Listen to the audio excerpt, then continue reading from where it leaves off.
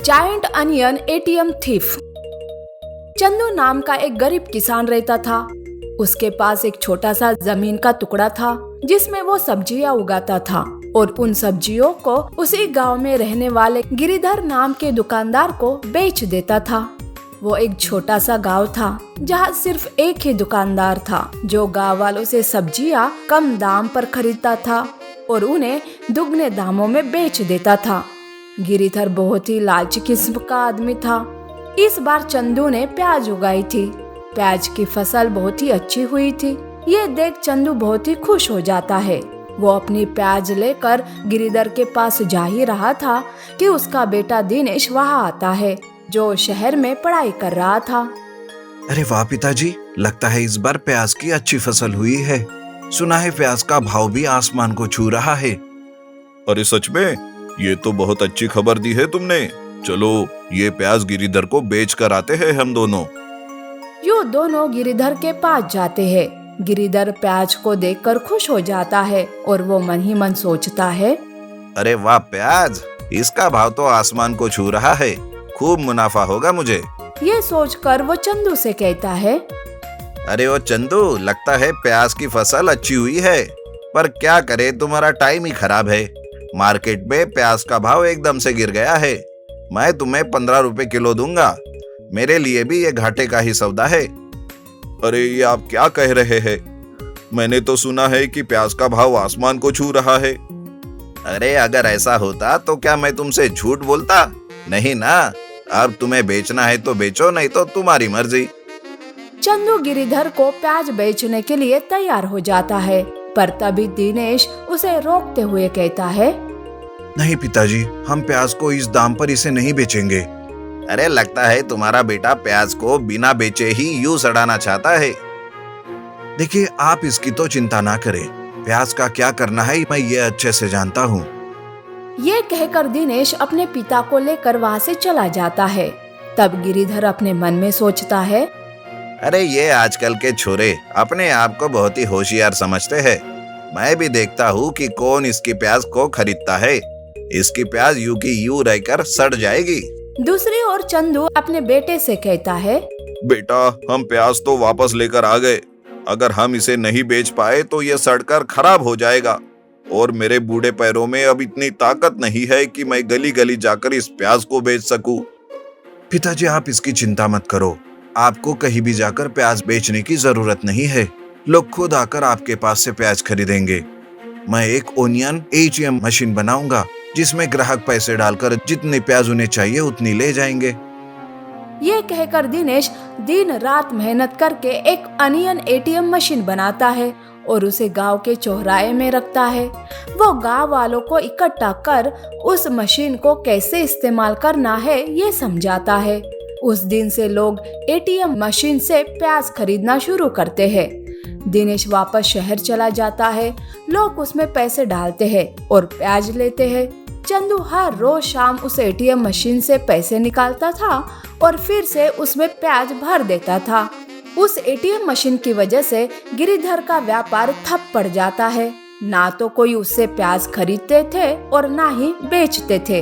ये देख गिरिधर, इस दिनेश के बच्चे ने तो मेरा सारा व्यापार ही बंद कर दिया। मैं इसके ओनियन एटीएम मशीन को ही खराब कर दूंगा। ये सोचकर गिरिधर चुपके से अनियन एटीएम मशीन के पास जाता है और सबसे छुपकर उसमें बैठ जाता है। तभी वहाँ एक ग्राहक आकर पैसे डालता है, पर प्याज नहीं आते हैं। वो बहुत देर कोशिश करता है, पर प्याज नहीं आ रही थी। ग्राहक चंदू के पास जाता है। ऐसे ही 2-3 ग्राहक आते हैं, उनका भी यही हाल था। वो सब चंदू के पास जाते हैं। इधर गिरिधर पैसे और प्याज लेकर वहाँ से चला जाता है। दूसरी ओर ग्राहक चंदू से, अरे चंदू भाई, तुम्हारे ओनियन एटीएम मशीन में कुछ गड़बड़ है। हमने उसमें पैसे डाले पर प्याज नहीं आ रही है। हमें हमारे पैसे लौटा दो। ये देखकर चंदू अपने बेटे को फोन करता है। दिनेश आकर एटीएम मशीन खोलकर देखता है, उसमें ना तो पैसे थे और ना ही प्याज। ये देख दिनेश अपने मन में सोचता है, ये जरूर किसी का किया धरा है, मुझे इसका पता लगाना होगा। ये सोचकर दिनेश अगले दिन फिर से अनियन एटीएम मशीन में प्याज लाकर डालता है और दूर जाकर चुपके से उस पर नजर रखता है। लोग आकर एटीएम से प्याज खरीद कर जा रहे थे। सब कुछ अच्छे से चल रहा था कि अचानक कुछ देर बाद एटीएम के पास गिरिधर सबकी नजरों से छुपते हुए आता है और उसमें बैठ जाता है। ये देख दिनेश तुरंत एटीएम के पास जाता है और उसे बाहर से बंद कर देता है। वो लोगों को इकट्ठा करता है और गिरिधर को रंगे हाथ पकड़ता है। गांव वाले सब गिरिधर की जमकर पिटाई करते हैं। दिनेश गिरिधर को पुलिस के हवाले करता है। गोट एटीएम वाला। बलरामपुर नाम के गांव में गजोदर नाम का एक आदमी मटन बेचने का काम करता है। उसका एक शौक रहता है, वो पूरे बदन पर गहने पहनता है और वैसे ही घूमता भी है। उसका ये शौक दिन ब दिन ज्यादा ही बढ़ता है। उसे देखकर लोग भी बड़े हैरान होते हैं, लेकिन गजोदर को अब और गहने चाहिए होते हैं जो इस धंधे में वो कमा नहीं पाता। ये सोचकर वो दूसरा धंधा करने की सोचता है, लेकिन उसे समझ नहीं आता कि करे तो क्या करे। तभी उसकी नजर उसके पास बांधी हुई एक बकरी पर पड़ती है। अरे वाह, अगर इस बकरी के अंदर मैं बैठ सका तो मैं नया धंधा शुरू कर सकता हूँ। दूसरे ही दिन गजोदर एक रिमोट से चलने वाली बकरी बनाता है और उसके अंदर बैठकर एक गांव में जाता है। वो धीरे धीरे बकरी के जैसे चलकर लोगों के पास जाता है और उनसे कहता है, सुनो भाई गांव वालों, मैं आपसे कुछ कहना चाहता हूँ। बोलती हुई बकरी को देखकर सब लोग परेशान होते हैं। एक मानिक नाम का आदमी बकरी से पूछता है, अरे ये क्या, तुम बकरी होकर इंसानों के जैसे बात कैसे कर सकती हो? देखो भाइयों, मैं तुम सब गांव वालों की मदद करने यहाँ आया हूँ। मुझे डायरेक्ट भगवान ने खास तुम गांव वालों की मदद करने के लिए भेजा है। तभी एक दूसरा आदमी पूछता है, लेकिन तुम हमारी कैसी मदद कर सकते हो? तुम लोगों के पास जितने भी पैसे हो या गहने वो तुम मुझे खिलाओगे तो मैं उसका डबल आप लोगों को दूंगा। जैसे कि अगर आपने मुझे 1000 रुपए खिलाए तो मैं आपको 2000 रुपए दूंगा, और अगर आपने सोने का गहना जैसे कि माला मुझे पहनाई तो मैं उसे भी डबल करके आप लोगों को दूंगा। क्या सही में ऐसा हो सकता है? हाँ हाँ, इसीलिए तो मुझे भगवान ने तुम्हारे गांव में ही भेजा है। अगर आप लोगों को यकीन नहीं है तो ठीक है, मैं दूसरे गांव चला जाता हूँ और वहाँ के लोगों की मदद करता हूँ। वो दूसरा आदमी फिर से कहता है, नहीं नहीं, तुम कहीं मत जाओ, हम सबको यकीन है तुम पर। तो फिर ठीक है, जल्दी जल्दी से रुपए या गहने लेकर आओ और मुझे दे दो। ऐसा कहते ही गांव के लोग जल्दी से घर जाकर रुपए लेकर आते हैं और एक लाइन में लगते हैं। पहले मानिक 1000 रुपए बकरी को खिलाता है। बकरी वो रुपए अंदर लेकर मानिक को 2000 रुपए वापस देती है। ये देखकर सारे गांव वालों को बकरी के कहने पर पूरा यकीन हो जाता है और वो सब ज्यादा से ज्यादा रुपए बकरी को खिलाकर डबल ले जाने लगते हैं। कुछ लोग तो अपने बीवी के गहने लेकर आते हैं और बकरी को पहनाते हैं। बकरी उसके गहने भी डबल करके वापस कर देती है। पूरा दिन भर लोगों के पैसे और गहने डबल करने के बाद रात होती है और गजोदर वापस चला जाता है। इधर गांव के लोग घर जाकर अपने डबल हुए पैसों और गहनों को अच्छे से देखते हैं तो उनको पता चलता है कि वे सब नकली है। अरे ये क्या, ये रुपए तो नकली है। अरे मैं लुट गया, मैं बर्बाद हो गया।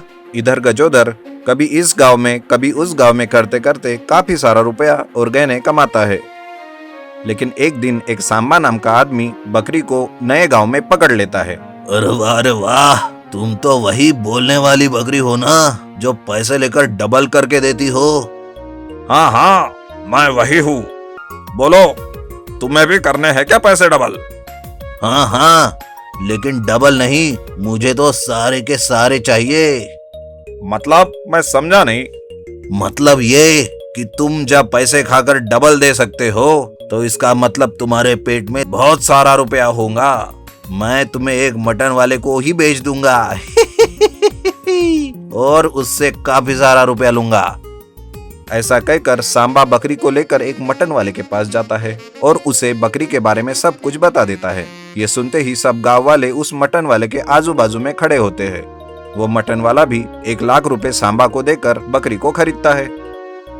उसे जैसे ही काटने वाला होता है, बकरी जोर से चिल्लाती है, अरे नहीं, मुझे मत मारो, मैं कोई भगवान से भेजी हुई बकरी नहीं हूँ। मैं तो तुम सबके जैसा एक मामूली सा आदमी हूँ जो लालच में आकर बकरी एटीएम बन गया हूँ। मुझे माफ कर दो भाइयों, मुझे माफ कर दो। वो मटन वाला गजोदर को बकरी के अंदर से बाहर निकालता है और सारे लोग उसे पकड़कर खूब पीटते हैं। गजोदर फिर कभी दोबारा ऐसा काम नहीं करता और गांव छोड़कर चला जाता है।